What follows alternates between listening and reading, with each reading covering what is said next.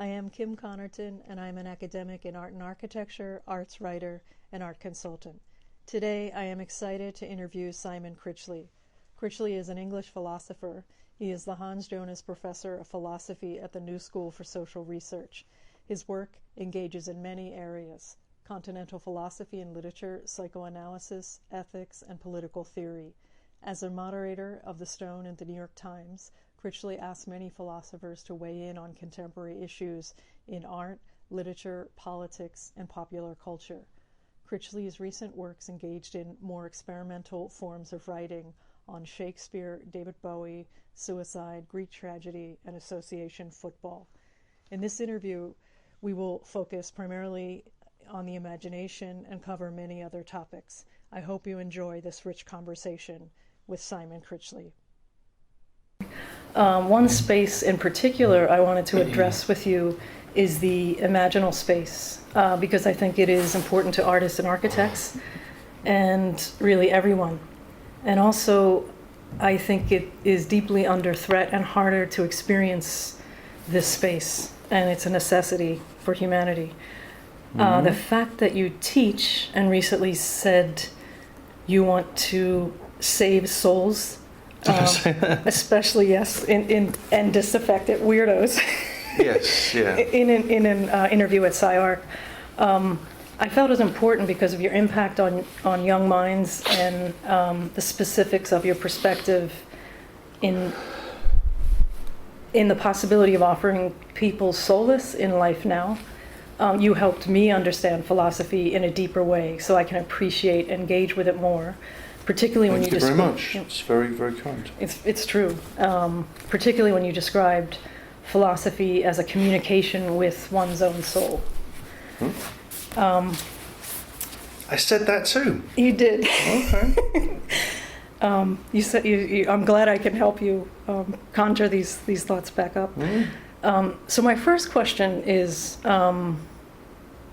Sartre said in his book, The Imaginary, A Phenomenological Psychology of the Imagination, he discussed that the imagination showed about the nature of human consciousness.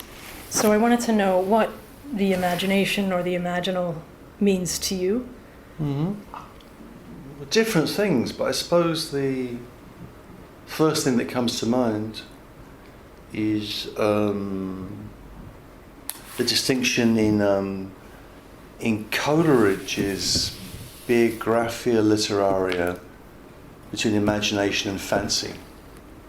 Imagination and fancy. This is a kind of classical distinction that you find all over literature in the last couple of hundred years, in particular. That fancy would be like the word fancy in English is the same root as fantasy in the sense of making things up. So there's fancy as making things up, which someone like Coleridge thinks is inferior to imagination properly conceived. And imagination is imagination. It's some conjuring of things, some attempt to shift the aspect under which we see things, but it has to be rooted in reality. So the imagination, this is a formulation that you get in Wallace Stevens' poetry, but it's kind of fairly common, is that imagination without a foothold in reality becomes fancy. It just becomes making things up. So that whatever imagination is, it needs to come out of, have a foothold in, and have a reference back to reality. It's the first thing I'd say. So imagination isn't just anything. It isn't just making up stories or something. It has to be rooted in something, and so that's the first thing I think of. Imagination as being rooted in reality, and then it becomes a question of, I guess for me, of thinking about imagination in relationship to world, and how world appeals to, how world appears to us. And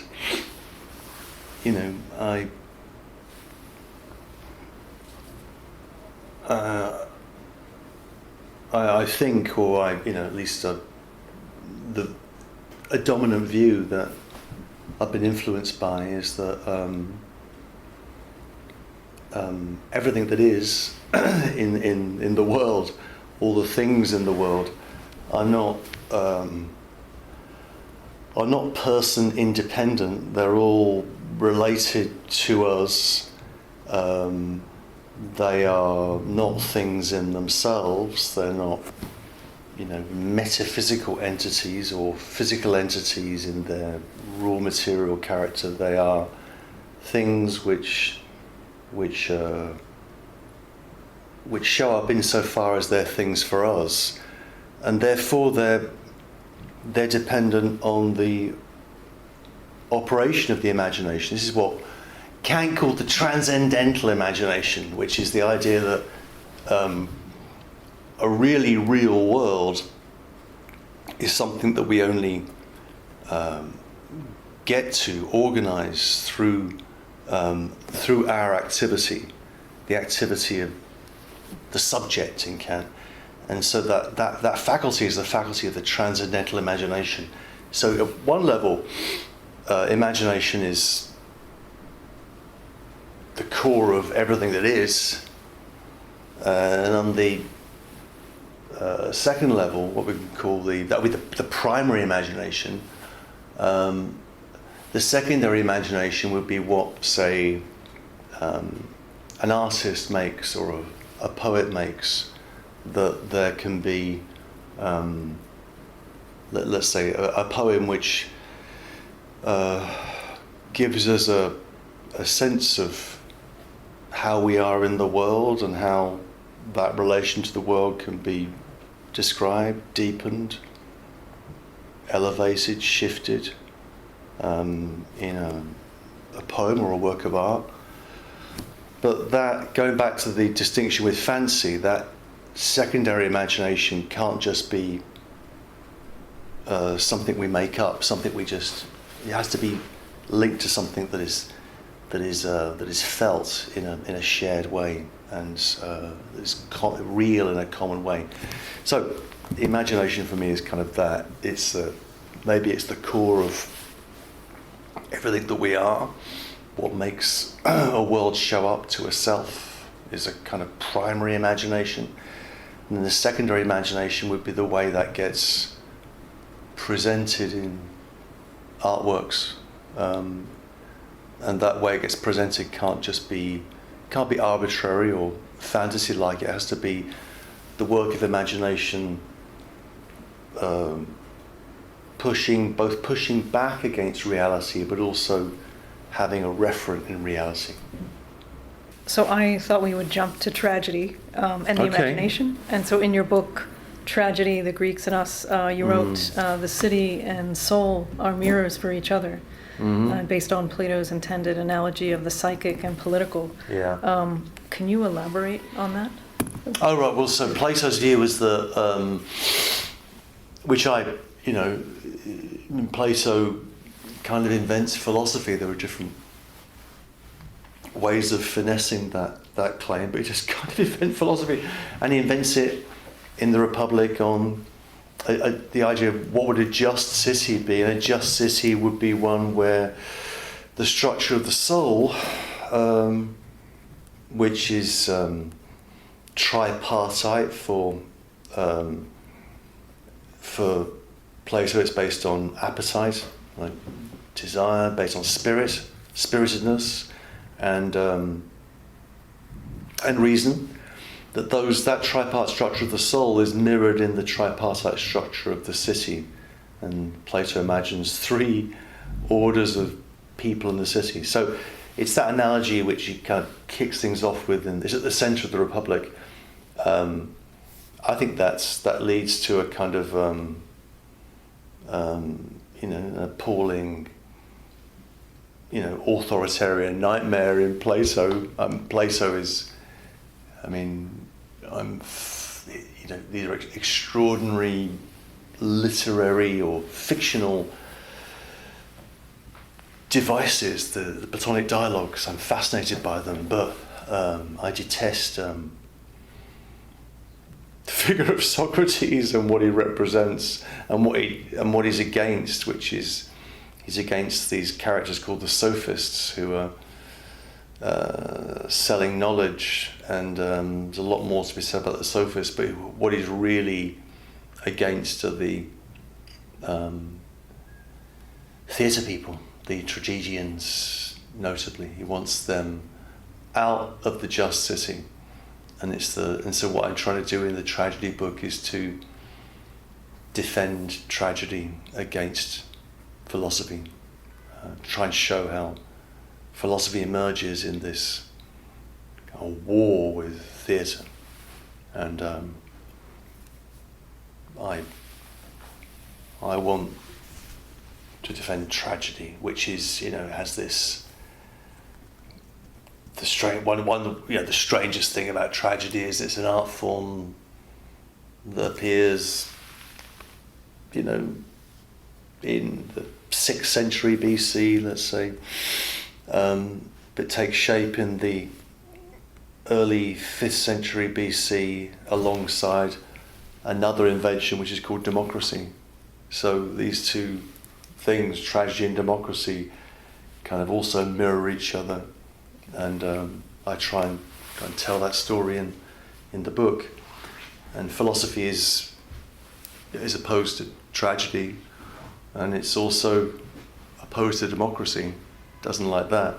You're hard pressed to find a philosopher who supports democracy until John Dewey about a century ago. I'm trying to. For me, tragedy is about the experience of moral ambiguity, conflict, and so is democracy.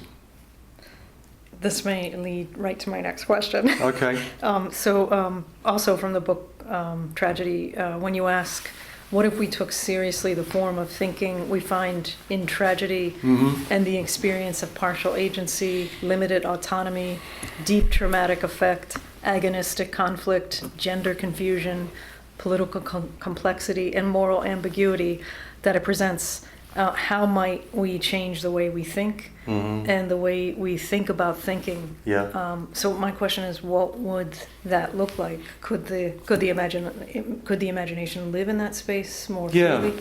I think that Judith Butler is doing tragic thinking in precisely.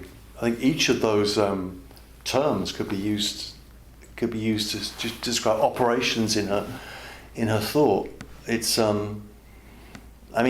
but to understand that, I think you've got to understand what we're pushing against. And this goes back to there's a great passage. The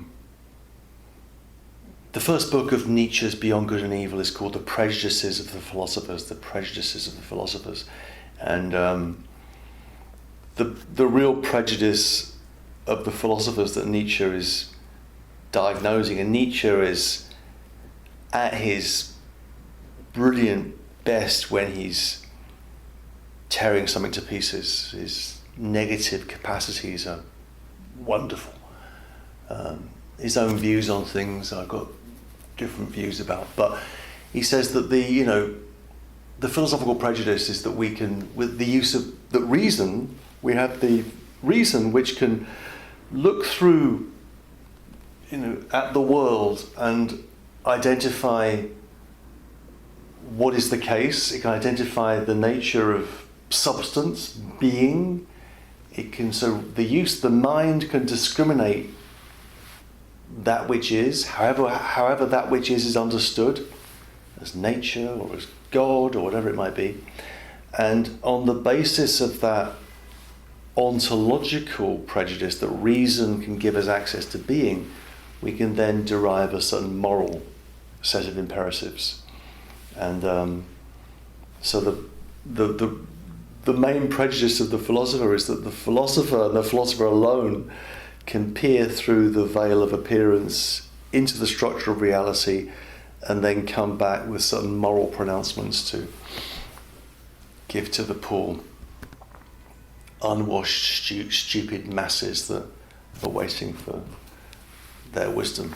And I think that's a catastrophic error, that thinking is much more like what I was describing in that passage. That so tragedy is it's not clear what the nature of things is.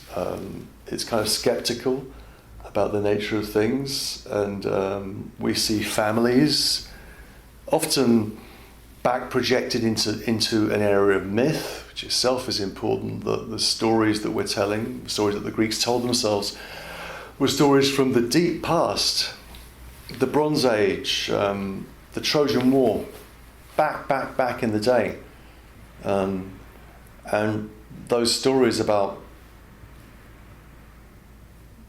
their myths were often rooted in family structure, in kinship structure, and how families are defined, how families tear each other apart, how conflicts arise. So tragedy in many ways is a family drama, but that family drama is also the structure of political power. So what you find in a lot of the plays is that the most obvious example is Oedipus the king. Oedipus has a weird family history, to say the least, but he's the king, he's the tyrant, and so it's that mirroring between family structure and political structure that is being played out in tragedy in a way that implies us. We're drawn in by that. We are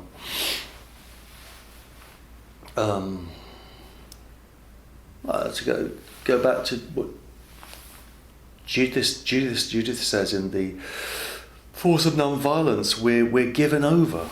We're always given over. So what it means to be human, for whatever reason, is to be given over somewhere. We find ourselves kind of in the midst of stuff that we didn't really choose. Our family structure, our culture, our language or languages or whatever it might be. We find ourselves in the midst, and with these kind of titans of the psyche, father, mother, siblings, and shaped by them, and then we struggle for a whole lifetime to kind of understand that, challenge it, throw it off, in a way that it's never free of ambivalence. It's never free of hostility, and it's but it's also full of love and affection. Two things at once, and I find that richness, the kind of existential density of human life for me, is much more powerfully displayed in theatre and in tragedy than it is in philosophy. And so that's one of the reasons I like it so much. After listening to mystical anarchism, I thought... that was so strange the way that turned up. So is that not recent? Because the date on it was, 2020. So that was... I thought that might be kind of the answer, or some way forward. Because I thought, God, this is so relevant. I was so touched by that. Yeah. And so it seemed like a natural progression. It does feel relevant, but it was actually quite old. Oh, that's interesting. Where does that? I think sometimes it's, your work takes on a life of its own, and then somehow all the pieces fall together. It's really exciting when that happens. You just think that, well, somebody else did this, and it's something I said a long time ago, and now it's heard in a different way. Yeah. That's very, because that feels out of my hands in a really interesting way. Yeah, I like that. Because I thought it was really relevant in #MeToo on many levels. But so in your defense of mystical anarchism, you say that we can recover the Garden of Eden, recover paradise, and in paradise there will be no private property. Right. And the mystical anarchism heresy is that the idea that we can recover a state of primary perfection, an Edemic communist state, that you move beyond the limitations of needing the Roman Catholic Pope or a king to do so. I think this is a beautiful idea. The Garden of Eden is an imaginal space. So many say they believe it, yet it's hard to find. This would seem to liberate people. How could people allow themselves to take this on and be liberated? Well, good question. I mean, it's the idea of mystical anarchism I take from this historian called Norman Cohn. Norman Cohn, he taught at the University of Sussex. He wrote a book. The most famous book he wrote was called The Pursuit of the Millennium. The Pursuit of the Millennium, and I read that with huge interest years ago. And Cohn identifies a recurrent heresy or a recurrent temptation historically, which is that that we can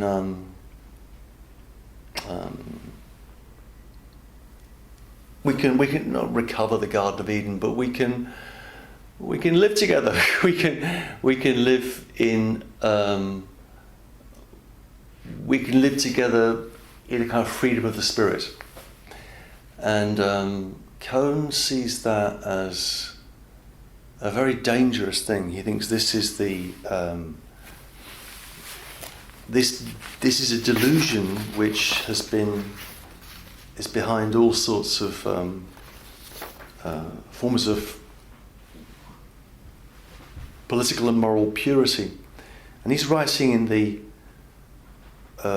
late 50s, and the book is then reissued after the 60s, and he's very suspicious of what's going on in the student movements in the 1960s and movements of political and sexual liberation. So he thinks that the recovery of the Garden of Eden is a very dangerous political project. I see it more as a recurrent temptation, which I try and follow in this line of thought. I'm not I'm describing it. I'm describing its features. I'm very attracted to it. I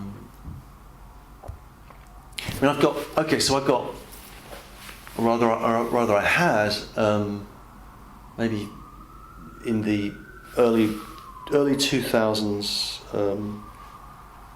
a much more kind of practical, realistic analysis of ethics and politics, which ended up in a defense of what I called for a period of time neo-anarchism. And at that time I was much more closely linked to different kind of radical groups, activist groups, particularly in New York in the first years I was here. And I think I can defend that anarchist proclivity in political thought. But the mystical anarchism was kind of, how could you defend this? This is really wild. So let's describe this and see where that goes. So it was a kind of a little bit of a thought experiment on my part to try and lay this out. The idea of a sinless union with others is powerful. And it's been functional or operative in all sorts of revolutionary situations, most notably the English Revolution, or Civil War as it's called, when groups like the Levellers and the Diggers were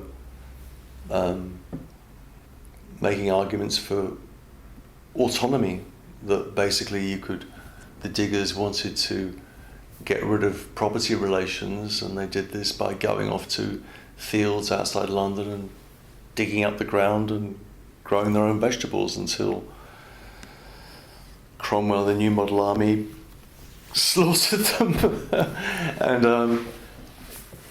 and one of the mottos they had was, when Adam delved and Eve span, who was then a gentleman? Right? So when Adam delved, when Adam was digging and Eve was weaving, gender division of labour there, was who was actually in control. So this idea that there is an equality in paradise is very suggestive on the one hand. On the other hand, one of the things I did last summer was to reread Milton's Paradise Lost for I don't know how many times. I love that poem so much. But we left paradise and wandered east of Eden. We wandered our melancholy way into the world. And paradise remains a memory. But it is a place, right? It's in southern Iraq, which is kind of ironic. It's the area where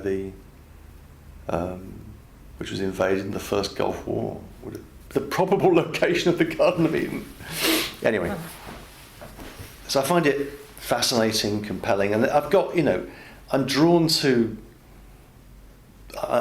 certain, ideas of utopia. Yeah, I'm drawn to that without being kind of fully committal, and that's played out in different ways over the years for me. This is more like just like it's not based. Well, it's a more free-floating idea. But sometimes I think, what if you broke down anarchism? It's kind of to me alluding to the fact that it's if we were all high enough spiritually, or there was enough people were evolved enough as human beings, you wouldn't need government, you wouldn't need churches, you wouldn't need police, you wouldn't need any of we wouldn't need to own property, because people could just coexist and they could work it out. Or that's the classical anarchist position. And I think I mean, do you think that could ever happen? Well, it has happened. But for brief periods, it's usually been crushed by whoever's in power. I mean, anarchism is a kind of, at one level, a beautiful dream. It's the idea of, you begin from the idea that human beings are not sinful and corrupt and selfish and hostile, but human beings are actually decent and well-disposed and can get along, and the corruption and hostility and selfishness kicks in once government and the police, state and capital begin to do their work. Now, I choose to believe that. I don't think it's an argument that can be had. I don't think it can be resolved by argument. I choose to believe that human beings are fundamentally decent. That is my faith, as it were. I think it is a faith, because there's lots of evidence to the contrary, right? And so it's much easier to believe that human beings are wicked and life is nasty, brutish and short, as Hobbes said, and therefore we need the state and the police and the military to protect human beings from themselves. That's the standard view. So I'm very attracted to that that classical version of anarchism, and you can point to examples going back, to antiquity, but certainly English Revolution, different experiments with forms of low-level communal living without a state structure, without the police. Anthropologists like David Graeber have done work on societies like Madagascar, where there never was really a properly organised state for long periods of time. Or we think about maybe forms of tribal society, which have functioned in that way. I mean, there's all sorts of ways of criticising and qualifying that. But it's happened. It's usually not happened for long because someone else is going to come along and crush it. A good example is the Spanish Civil War. I mean, what was happening in Barcelona between 36 and 38 was a commune experiment, fantastic experiment, and it survived for a couple of years, and then eventually the forces of Franco and forces of reaction had bigger guns and sticks, and they took control, and those people were either expelled or usually killed, and that's often the way anarchist experiments die. So, does that mean anarchism is wrong? No, it means it's often short-lived. So, but still worthy. Another side of my thinking, which is maybe a more practical side of my thinking, is a kind of political realism, which I've always been attracted to. That if forgetting the anarchism and all that for a second, if you're actually interested in politics, then that means you've got to think and act in a certain way, in a kind of concrete way. And so, for example, I was in the Labour Party for about 12 years and was active in a low-level, crappy way in a Labour Party in Colchester. But I was in the party and I was really engaged. I did what I could. The imperative at that point, or the issue at that point, was how is the Conservative government of Margaret Thatcher to be removed from power. This was after the Falklands War, resurgence of nationalism, a kind of, on the one hand, a kind of nostalgia for family values and the way things had been. On the other hand, a kind of rampant, what we now call neoliberalism economically, and ordinary people suffer the consequences of that, as they always do. But Thatcher was popular. So how could Thatcher be defeated? Well, the only vehicle was the Labour Party, and therefore the Labour Party had to be turned into a party that could win an election. And that meant a whole series of pragmatic decisions that were taken over a quite long period of time. There was a real struggle, real fight in the Labour Party, and some people would say that the socialist traditions of the Labour Party were betrayed, which indeed they were. But eventually, Labour Party won, and it won big with Tony Blair in '97. Something I've never really quite been able to.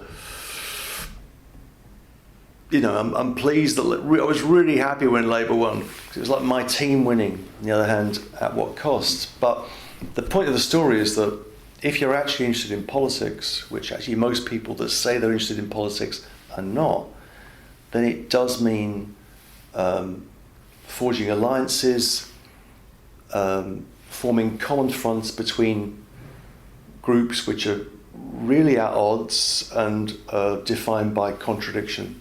And the political skill, maybe even political genius, is the ability to put something together in a contradictory and ambivalent field in a way that is going to win an election if you happen to be in a parliamentary democracy. And that's what would have to happen in the United States if Donald Trump was to be defeated. And I wonder whether that might happen or not. I don't know. But it means that the left has to actually engage in actual politics, which is what people actually think and feel, and living where they are, and how you take that and shape that into a potent political force. But that's it's dirty hands all the way. So the other extreme of mystical anarchism, I'm actually very interested in. Always have been very interested in actual the practical business of politics. But I think that we're in a pickle with Facebook is fucking the world, social media is fucking the world, and everything has become divided and polarized. These are cliches, obviously, but all opposition, everything is being inflamed and torn apart, and this is obviously a way of maintaining power, maintaining an order in the state. And there is a level of diversity that the Democratic Party stands for, or allows more so, because I don't think you'd have AOC coming up in the Republican Party. Oh, sure, surely not, yeah. And there's the women and Islamic women, and there's a stand for that. And I think that is, because I was thinking, is what would make the Democrats come together and be a strong party and actually have that kind of unity, because they stand for diversity. So there's more space for people, and they tend to be nonviolent in terms of, well, not necessarily the presidents themselves in terms of wars that happen or we get involved in, but in terms of their dealings with not taking out the Republicans, as the Republicans often take out in various ways left-wing leaders like the Kennedys or Martin Luther King or Malcolm X is different. Malcolm X, yeah. But he I think it was his own people, his own community that got jealous, and there's that kind of human. But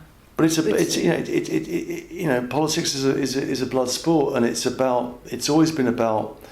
I mean, for me, the key concept in politics is hegemony. It's Gramsci's idea of hegemony, which is often misunderstood. Hegemony isn't power. Hegemony is the way in which you articulate together diverse elements from different groups into a common front. That's never going to last forever, but for a certain period of time can be an effective, unified front, what Gramsci called a historical bloc.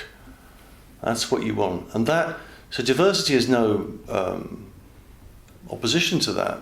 It's a precondition for that. I think it's always about diversity.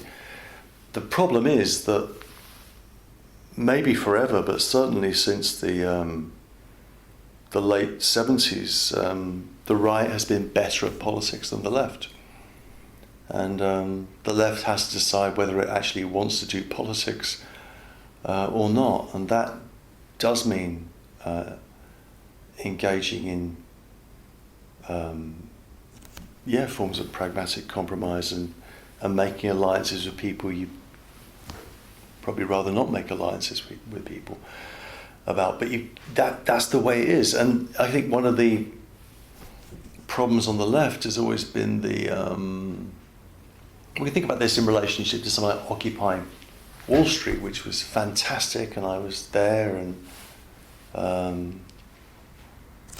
was very moving amongst other things, but there wasn't an adequate connection between that Occupy Wall Street and the different Occupy movements and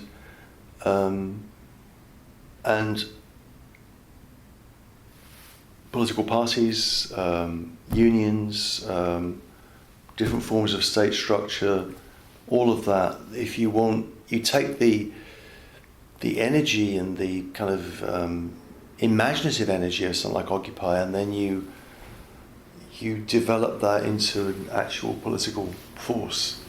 And my feeling about a lot of the Occupy stuff is that there was a kind of politics of purity, of clean hands, and people didn't want to get involved in that way, so it kind of faded away. I mean, certain elements survived. Certainly the discourse on inequality reappeared, economic inequality, and Sanders is still trumpeting that, bless him, and that's good. But the right is better at that, the naked fight of politics, and I think the problem now is that social media really isn't helping. So I don't know what you do with that, and I really don't know what you do with that. That makes me rather despondent, I think. Social media seems to be a very good mechanism for generating inflammation, for generating different kinds of division and hostility, and very bad at the other stuff. Apart from advertising, it's good at it's good at letting us see ads. I mean, Shoshana Zuboff's work on surveillance capitalism is kind of apropos here, that what's happened in the last 20 years is is an extraordinary kind of new colonialism, where what's been colonized is human experience. And we've gone along with that. Our experience has been sold and then sold back to us in the form of advertising. And where do things go after that? I mean, colonizing a continent like the Americas is one long bloody history. There's that, but this is it's like that process, but with human experience. What we actually think and feel and say in our most intimate, most intimate forums, and that really is alarming. And I don't know. I mean, short of retreating, withdrawing, switching off, disconnecting. I mean, there is regulation. I mean, the European Union is regulating big data, but there's no interest in doing it here because of who's in power and how they got in power. So, in the United States, I'm not terribly optimistic, and then in China, you've got the twisting of this into a form of surveillance, state capitalism or communism, which is. They're even more extreme with facial recognition. Yeah, and that's really taking shape. So where's that? I don't know. I mean, that at that point, I'm kind of not quite throwing my hands up in the air, but I try and read about these things and learn more. But I have no particular pronouncements to make. And if the PR disasters of the last 2 years didn't really affect Facebook's bottom line, which it hasn't, Facebook's doing just fine, then what? And people, in a sense, are hypocrites, right? That we say we don't want this, but we're still on there. We're still updating things and checking things and spying on people, looking up old partners and, and the use of social media as a kind of, in this kind of sadomasochistic way, is really alarming. Comparison.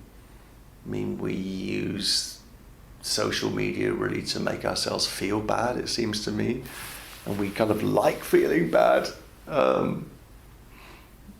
because we can't live up to that image of perfection that we're meant to project on our profiles. And so short of switching off and running away, which is an option. Yeah. I don't really know what you do. We will find out, as Philip Larkin would have said. So you also mentioned in the same talk that conservatism is deeply pessimistic. Yeah.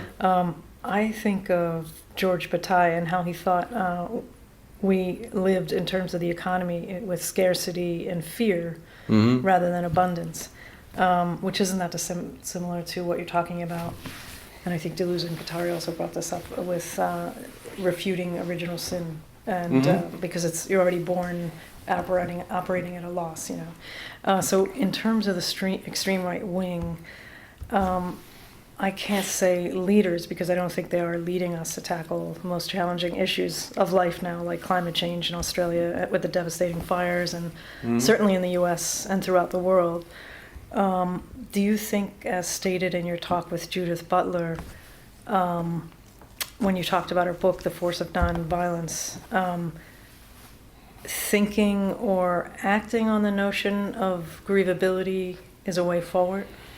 Yeah, I think it's a start. I mean, grievability, as I understand it, which is that Judith's argument here is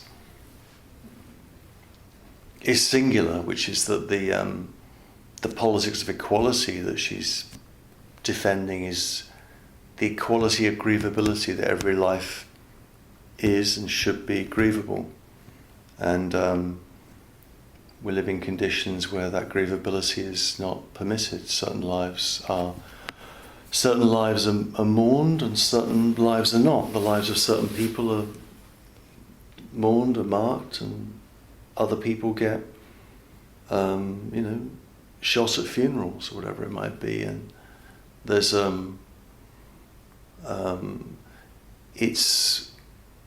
I think it would be, how would I put this? It would be a start, and it would be a start in the sense in which mourning and grief are so important, that they are incredibly important, but they're important in the sense in which the mourning is something that opens the subject up. It opens us up. We're vulnerable, porous, dependent, broken. And if we started our political thinking from mourning rather than our political thinking from that we are individuals that can make choices, and I think that would be a start. If you begin from grievability, you begin from an idea of interdependency, whereas the liberal, sort of lower L liberal individualist societies we live in are based upon, the basic atom, the basic building block of society is the individual and their freedom, and that becomes more complicated in relationship to grief. So I think mourning would be.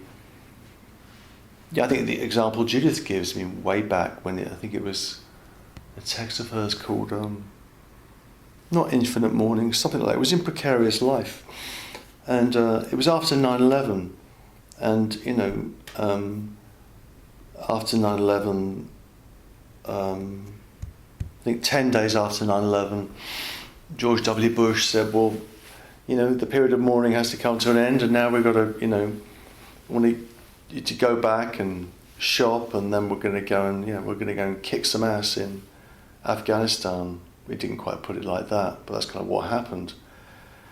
So this was very sad, 9/11. We mourn for a bit, and then we go back to work, go back to normal. What if that wasn't the case? What if we had social structures that were and political structures that were based on grief as the basic fact of what it means to be human? That would be really interesting.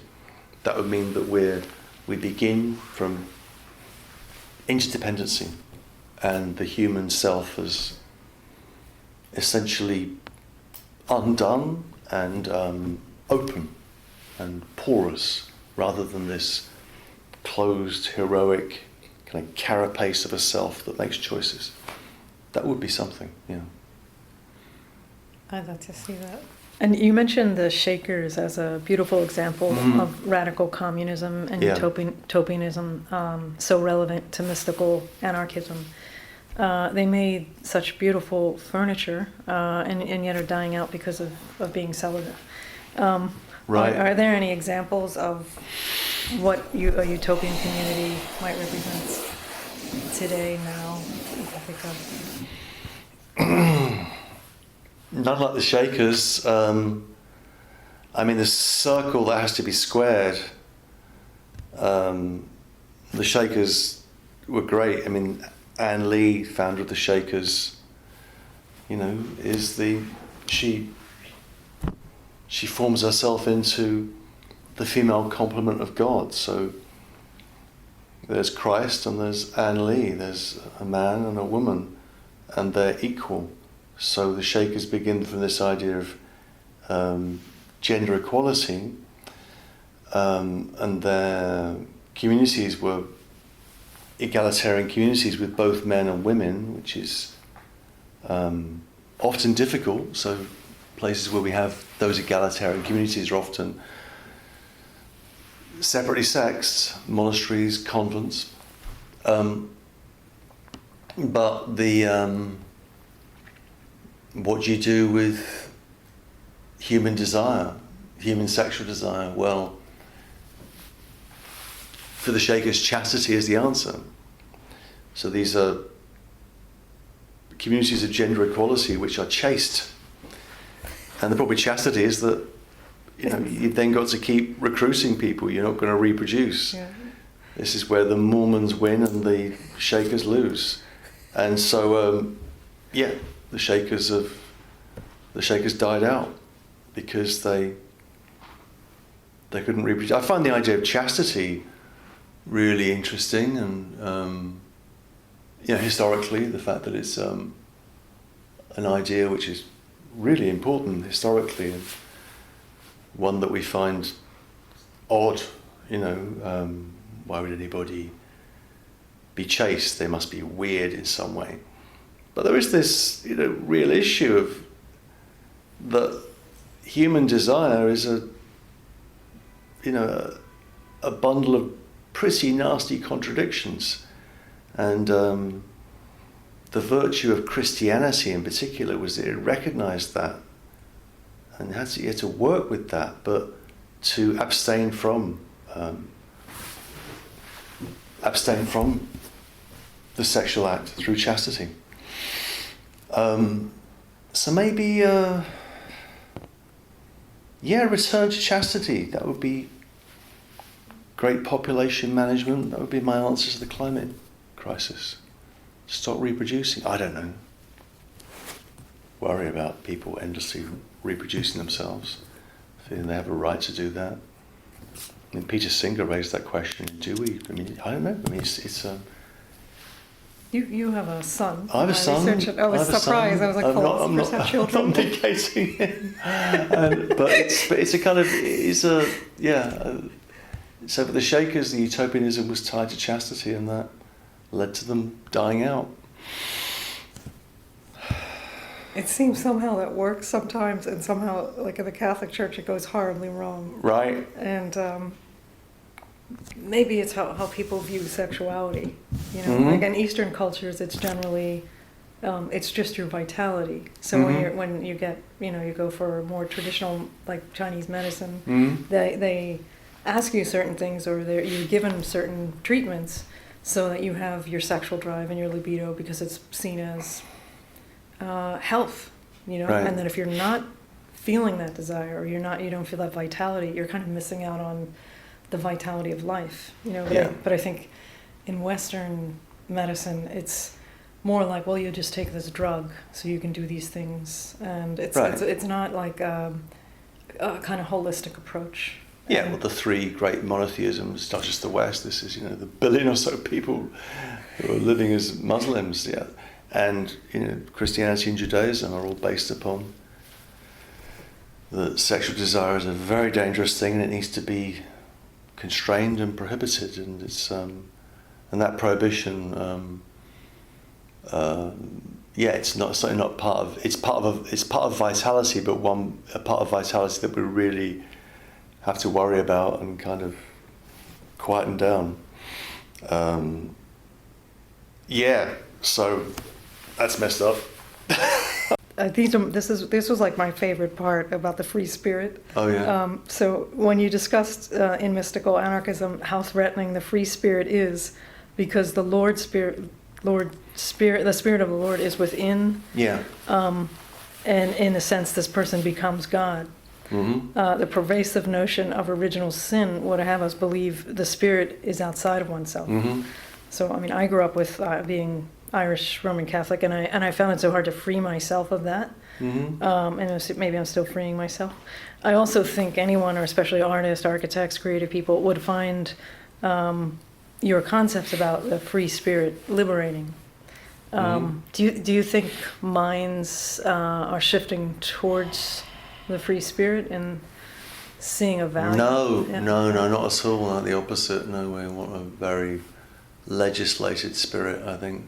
No, I don't. No, I think the free spirit is in very short supply, and shorter and shorter all the time. So I think there's a kind of, the opposite. I think that there's a book by Raoul van Eygen called The Movement of the Free Spirit. He was situationist number 2 to Guy Debord, and he writes a book on the movement of the free spirit, one of his later books, which is. Check it out. And clearly there's an echo or an analogy between liberation movements of the 60s and the movement of the free spirit. And I think there's something of that. There was something of that, and that was good. It wasn't uncomplicated. Wasn't always great for women. It's great for women some of the time, but I think that whole space of experience has been closed down, and you see that in a kind of microcosm of that in I think in higher education, where rather than a freedom of the spirit in the classroom or in the university, we have a kind of a disciplinary regime of law, which is frightening and constraining, and it's not what students want actually, but maybe that will change. But at the moment, it's a kind of slightly oppressive structure. And a weird way in which university institutions they have this disciplinary framework. There's often good reasons for that, because bad things have sometimes happened, that's for sure. But it's led to the idea of universities as really free exploratory places is in shorter and shorter supply, I think. And my feeling is that students want something of that, and they're tired of being told what to think. To criticise the new school, which is eminently criticisable, I find the way in which the university, insofar as it is a university, has clothed itself in this jargon of social justice, and that's become a kind of official ideology of the institution. I mean, both hypocritical in the sense of it's not true, and it's also pernicious, and it doesn't allow for freedom of thought in terms of diversity of opinion. And I always think like us, because someone sent emails about they're decolonizing their syllabus. This is a dean or something. Mm-hmm. I thought, well, why don't you decolonize the workforce? Yeah, right. Why don't you decolonize like this hierarchy and pay scale with adjunct professors and the administrators, because they're making the big bucks. Yeah. I've seen the salaries go. You refer to Marguerite Porret's book, The Mirror of Simple and Annihilated Souls, and we remain only wanting and desire of love. And those who remain in the desire longer. You repeated it in the interview, and I felt as many people should hear this title as possible. And you also talked about Anne Carson's poems. Why did you find it important to discuss these two women as it relates to mystical anarchism and the free spirit? I think it's great that you did. Well, yeah, I've always wanted to be. Oh gosh, this is far too confessional, but it's kind of. I co-wrote a book with Jameson Webster, The Hamlet Doctrine, or Stay Illusion as it was called here. And part of what that was about was to try and write with another voice. So I've always been.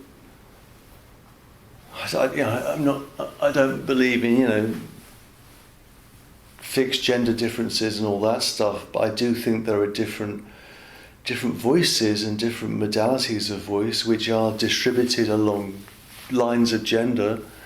And as someone that, as a man who's been trained, as people say, to do philosophy in a certain way, I find it liberating to read, say, the works of medieval female mystical writers.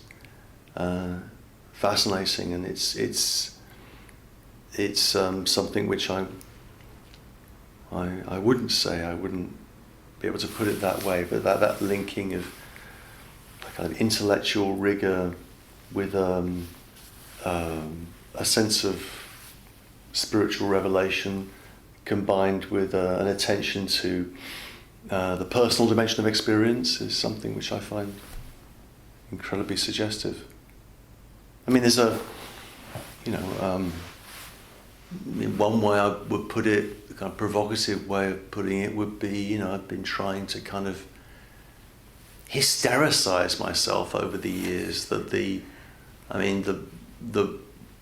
problem with people like me is that a tendency towards obsessionality, a tendency towards a kind of control, rational control, or an argumentative control, or control of writing, whatever it might be, which leads to a kind of internal deadness. And so I'm always looking for something that is alive, and I find that in people like Marguerite Perret, and also people like Anne Carson, or indeed in people like Judith Butler. I find a different set of what's possible as a voice, which I'm not going to try, not that I'm going to imitate that or occupy that, but I can try and learn something from that and try and find a similar inflection in what I'm trying to do. But so my suspicions about philosophy is it boil down to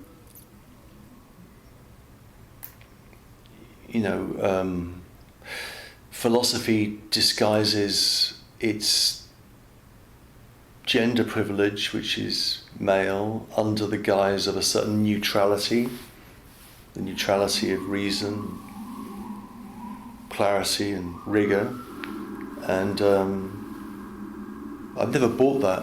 I think that there's a first step is recognizing that there's a whole range of different voices, and then you can learn from them and then try and write in a slightly different way. So one of the things I'm going to try and write next, in the next couple of years, is something which will be on Anne Carson, using some poems by Anne Carson and some text, and then to try and engage in a reading of Julian of Norwich. And Julian of Norwich is my favourite medieval mystic, and I want to try and write something on her mystical vision. And why is she your favourite? Because she's the most sober in a way, and the best theologian. So she's someone. The problem with some of the mystics is that they're kind of attention seekers, of noisy attention seekers, like Marjorie Kemp or Angela Foligno. They're constantly kind of erupting in physical symptoms or throwing themselves into they're destroying themselves, they're blowing things. It's very attractive. But Julian, was an anchoress. She withdrew from the world. She had this experience where she was dying, and she then, as she was being given last rites, she began to have a series of revelations in relationship to a crucifix, which lasted for 20 hours, something like that. Then she spends the next 40 years of her life trying to figure out the meaning of that in a very honest and humble way, and she's a voice which is often not adequately heard. So I want to try and write something on her, which might or might not be called The Abdication of Ecstasy. I just like that title. That's a nice title. I like it. Sounds like an album, doesn't it? It does. Abdication of Ecstasy.